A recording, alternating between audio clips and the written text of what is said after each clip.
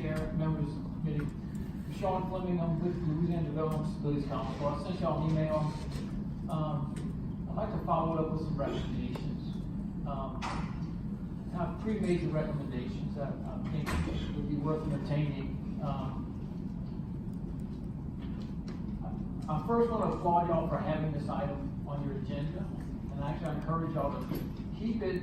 And interestingly, I'm going to ask for y'all to consider even separating something out, because when I read special school district, there are specific facilities that this incorporates, but the plan itself, and I think this is a good thing, it addresses the need to provide a support structure to all schools across the state serving kids with significant disabilities. It's a need that my council has advocated for years, that has been depleted in this department. And I do believe that people working in specialized settings with more experience and exposure and opportunities for things like vision impairments and deaf or specific disabilities and issues, they can offer schools some expertise. However, those services are being provided in a segregated setting, in the most restrictive environment. It's along the continuum of settings and is required to be provided for those kids who need it. But schools are also required to provide instruction in the least restrictive environment. So it makes me question, so my first request is for y'all to ensure that the service delivery system maintains an inclusive approach that can have part of what the expertise in SSD has, but that should not be the totality of it. So that's the first thing.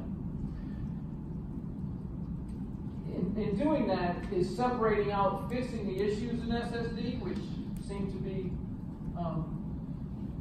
considerable, from providing a support structure. And again, you can have both. So on the agenda item, maybe have your support structure is different.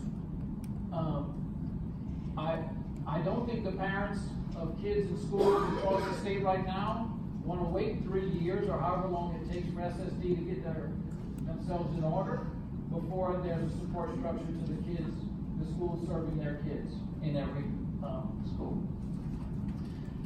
And the third thing is really at the root of it all. The cornerstone of the Individuals with Disabilities Education Act, I'll ask for 1 more minute, Madam Chair, if I may, is parental involvement, parental input.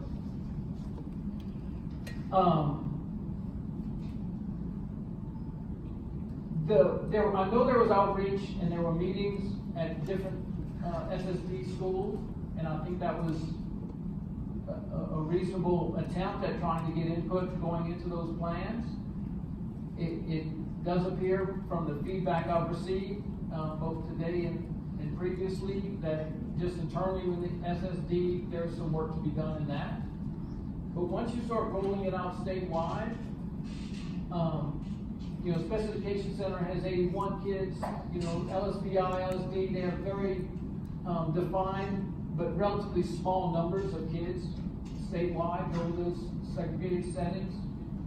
You have 92,000 kids with disabilities across the state.